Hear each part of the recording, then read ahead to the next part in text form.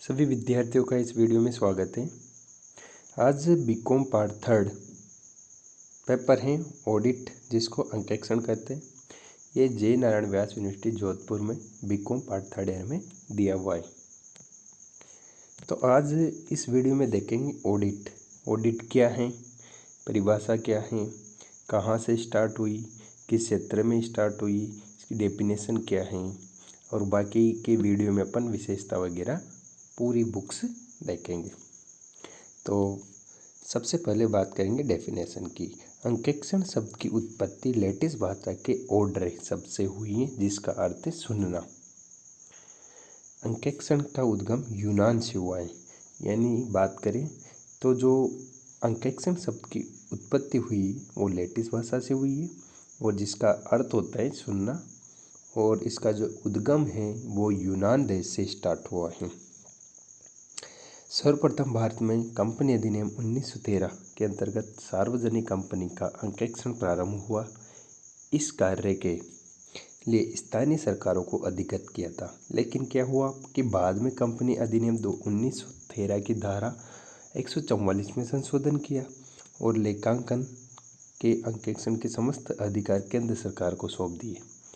केंद्र सरकार द्वारा अंकेक्षण प्रमाण पत्र के लिए 1932 भारतीय लेखांकन मंडल यानी अकाउंटिंग बोर्ड ऑफ इंडिया का गठन किया गया, और बाद में केंद्र सरकार ने भारतीय लेखांकन मंडल जिसको ABI को समाप्त कर भारतीय चार्टर्ड अकाउंटेंट संस्थान जिसको ICAI भी बोला जाता है 49 में स्थापना की गई, जिसका मुख्यालय न्यू दिल्ली में है। वर्तमान में लेखांकन और अंकेक्षण संबंधी कार्य जैसे कि नियम बनाना, अंकेक्षण मानक तैयार करना, प्रशिक्षण देना, परीक्षा लेना, प्रमाण पत्र देना इसी संस्थान द्वारा किए जाते हैं। यानी कि ये प्रोसेस हुआ था। अंकेक्षण जो था पहले सार्वजनिक कंपनी स्टार्ट करती थी 1913 में। बाद में क्या हुआ, 1913 की धारा 144 में संशोधन कर दिया, और जो ऑडिट का कार्य था वो केंद्र सरकार को सौंप दिया, और केंद्र सरकार ने 1932 को अकाउंटिंग बोर्ड ऑफ इंडिया का गठन किया, लेकिन बाद में इसको भी समाप्त कर दिया। और अभी जो वर्तमान में है ICAI है, जो चार्टर्ड अकाउंटेंट वगैरह के कोर्स भी करवाते हैं, CA वगैरह जो कि ICAI करवाते हैं। ये 1949 को स्थापना हुई थी, जो कि ये सारे नियम बनाना, कानून, परीक्षा लेना, प्रमाण पत्र देना ये सब कार्य किसके द्वारा किए जाते हैं, ICAI द्वारा। अंकेक्षण के अधिकार कर्तव्य दायित्व कंपनी एक्ट के अनुसार होते हैं। यानी जो ऑडिट हैं, अंकेक्षण के कार्य होते हैं वो कंपनी अधिनियम 2013 के अंतर्गत होते हैं। पहले क्या होता था कि कंपनी एक्ट था वो 1956 था, अभी कौन सा है 2013। तो ये जो जितने भी कार्य होते हैं अधिकार कर्तव्य के वो कंपनी अधिनियम के अकॉर्डिंग होते हैं। वर्तमान में कंपनी अधिनियम 2013 लागू है, और पहले क्या था 1956 था। इससे पूर्व कंपनी अधिनियम 1913 था, फिर 56 आया, उसके बाद 2013 आया। तो 2013 की बात करें, 2013 में 19 अध्याय 5 अनुसूचियाँ 470 धाराएँ। इस अधिनियम को 29 अगस्त 2013 को राष्ट्रपति की सहमति मिली और 1 अप्रैल 2014 से प्रभावी हो गया। यानी जो कंपनी एक्ट था वो 29 अगस्त 2013 को राष्ट्रपति की सिग्नेचर हो गई और 1 अप्रैल 2014 को इफेक्ट में आ गया। लेखांकन कार्य में एक रूपता व्यवहार के प्रयास यानी ऑडिट जो है, ऑडिट यानी अंकेक्षण कार्य में भारत के क्या प्रयास रहे।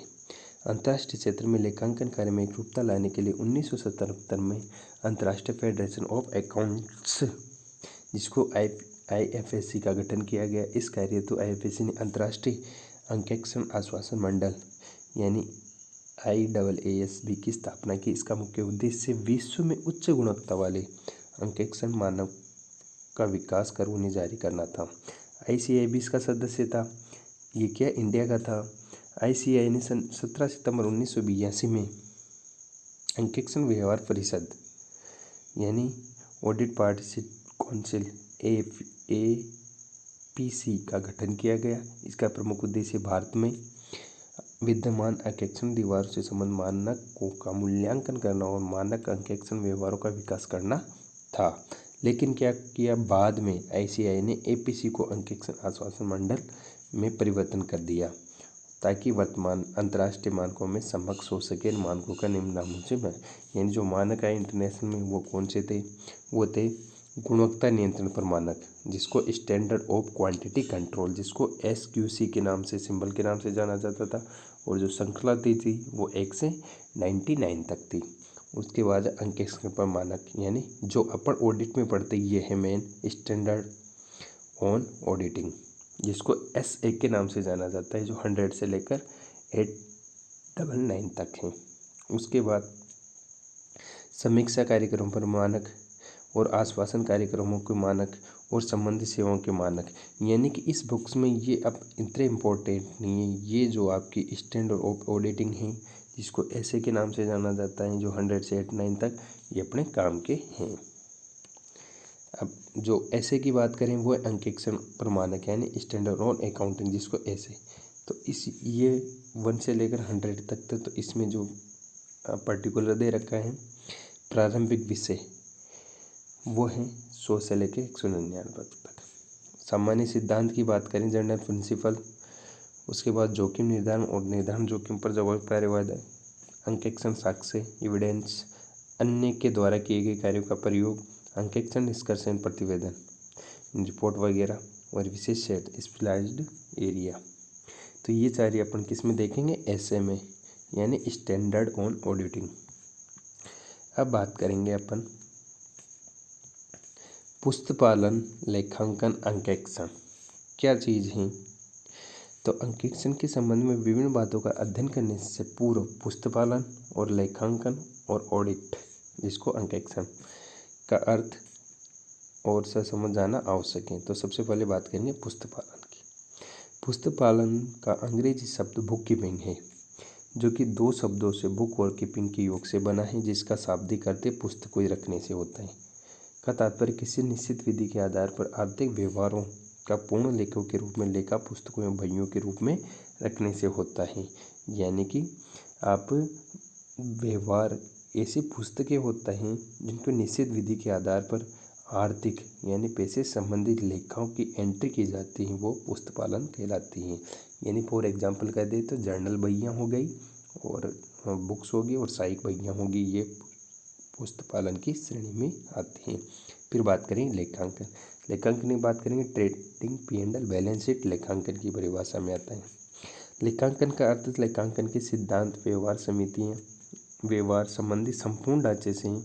अन्य शब्दों में इसका अर्थ लेखांकन के विधिवत ज्ञान से हैं, जो कि उन सिद्धांतों और तकनीकों से संबंधित हैं जिनका प्रयोग लेखांकन में किया जाता है।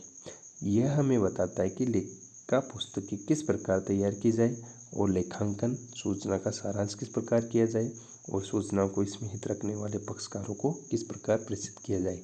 तो अपन सीधे हैं 11th और 12th में अपन ने अकाउंट्स में देखा था कि सबसे पहले बुक कीपिंग यानी पुस्तपालन रखेंगे जी, यानी कि सबसे पहले जर्नल एंट्री करेंगे, फिर सहायक बहिया रखेंगे, फिर ट्रायल बैलेंस बनाएंगे। उसके बाद के जो ट्रेडिंग P&L बैलेंस शीट बनाते हैं वो लेखांकन की श्रेणी में आता है। अब बात करेंगे लास्ट में अंकेक्षण यानी ऑडिट। अब दोनों काम कर लिया आपने, पुस्तपालन रख लिया और ये रख लिया। उसके बाद अंकेक्षण का अर्थ लेखों और संबंधित ब्यौरों और प्रयोगों में ऐसे परीक्षण से हैं जिसके फलस्वरूप अंकेक्षण ये रिपोर्ट दे सके कि व्यापार की लाभानी खाता चिट्ठा व्यापार की आर्थिक स्थिति का सत्य और संतोषप्रद एवं विश्वसनीय स्थिति को प्रकट करता है। अन्य शब्दों की में बात करें तो समस्त लेखों की जांच का अंकेक्षण करते हैं ताकि उनमें तैयार किए गए विवरण में विश्वास हो जाए कि अधिकृत रूप से सही है। यानी जो ऑडिट होती है वो आपका P&L और बैलेंस शीट वो जो स्थिति बता रहा है वो सही है, संतोषप्रद है, ये रिपोर्ट प्रस्तुत करती है आपकी ऑडिट अंकेक्षण।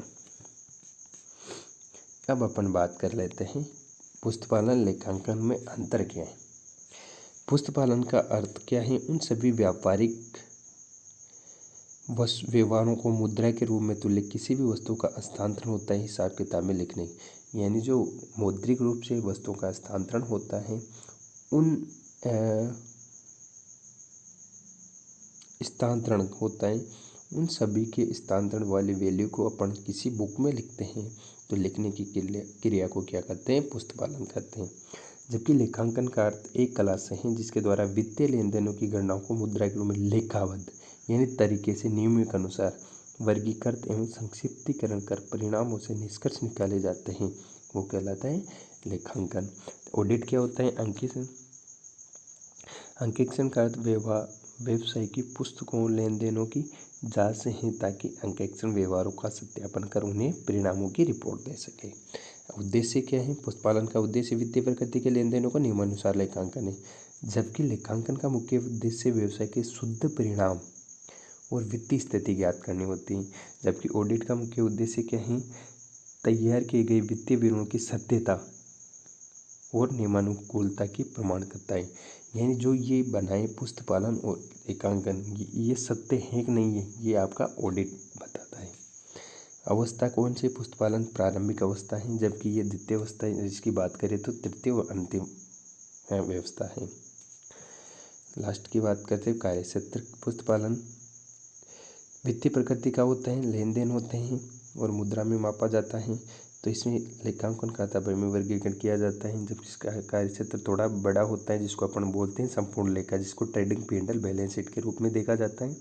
इसके निर्धारण में कार्य क्षेत्र का निर्धारण नियोक्ता अंकेक्षण के माध्य किया जाता है तथा वैधानिक अंकेक्षण के क्षेत्र में विधान द्वारा निश्चित होता है।